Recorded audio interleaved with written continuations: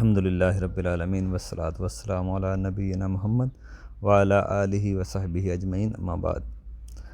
دیکھیں حائضہ عورت کا طواف، دیکھیں حائضہ عورت کا خانہ کعبہ کا طواف یہ حائضہ پہ حرام ہے۔ حائضہ عورت طواف نہیں کر سکتی خانہ کعبہ کا حیض کی حالت میں، چاہے وہ طواف نفلی ہو یا فرضی ہو۔ باقی حج عمرے کے جو باقی اعمال ہے وہ عورت کر سکتی ہے، جیسے کہ صفا مروہ کی سعی کر سکتی ہے اگر اس نے طواف کر لیا ہو اور حیض بعد میں آئے، مطلب اس نے طواف کر لیا ہے، 7 چکر لگا لیے ہیں اور حیض بعد میں شروع ہوا ہے تو پھر صفا مروہ کی سعی برر کر سکتی ہے۔ بعض لوگ اشکال کریں گے، اس میں پیدا ہوگا کہ صفا مروہ تو مسجد کے حصے کے اندر ہے سمجھا جاتا ہے، تو برحال عورتیں مسجد میں گزر تو سکتی ہیں نا اس حوالے سے۔ اسی طرح عورتیں مزدلفہ میں، عرفات میں، منی میں وہ جا سکتی ہیں۔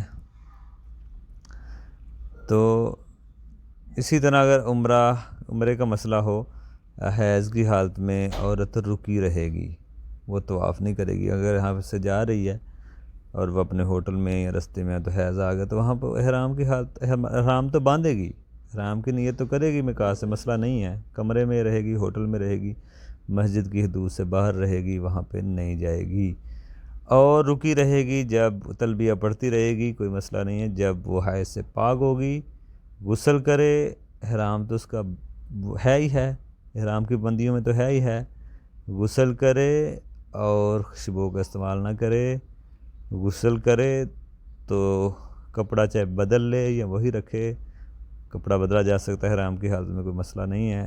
احرام صرف کپڑے کو نہیں کہتے، ساتھ نیت بھی ہوتی ہے، اور بدل کے وہ اپنا جا کے تو طواف کرے گی، عمرہ کرے گی، رکی رہے گی، مطلب کہ حیض کی حالت میں وہ طواف سے رکی رہے۔ بعض عورتیں میڈیسن استعمال کرتی ہیں، کر سکتی ہیں، روک لیں، لیکن اس کے جو نقصانات ہیں اس کی ذمہ دار وہ خود ہیں، نقصانات اس کے بڑے ہیں۔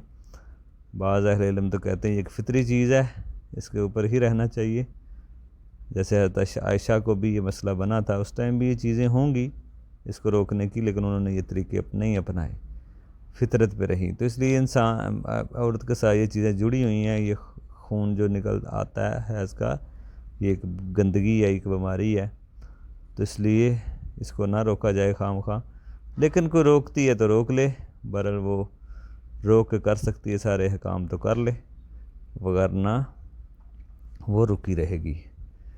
جب حلال ہوگی، جب پاک ہوگی تو غسل کر کے اپنا جا کے عمرہ کرے۔ اسی طرح کوئی مکے میں رہنے والی اگر عورت ہے، وہ ساتھ یہ شرط لگا لے جی اگر میں حیضہ ہوگی تو میں حلال ہو جاؤں گی، اسی جگہ چھوڑ کے چلی جاؤں گی گھر، تو جا سکتی ہے، کوئی دم نہیں ہے، کوئی مسئلہ نہیں ہے۔ لیکن اگر اس نے شرط نہیں لگائی تو پھر اس کو دم پڑ سکتا ہے، اگر ویسے چھوڑ دے، بکرا ایک مکہ میں دینا پڑے گا۔ باقی طواف وداع معاف ہے، حائضہ عورت کو حج کے دوران ایک آخری عمل کرنا ہوتا ہے،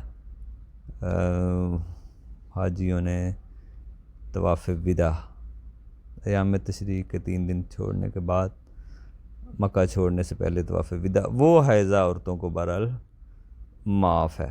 باقی یہ خانہ کعبہ کا جو طواف ہے یہ حائضہ عورتوں پہ حرام ہے، یہ اس کے مسائل ہیں۔ باقی کسی کو سمجھ نہ آئے، نیچے نمبر لکھا ہوتا ہے میرا، اس پہ سوال کر سکتے ہیں۔ السلام علیکم۔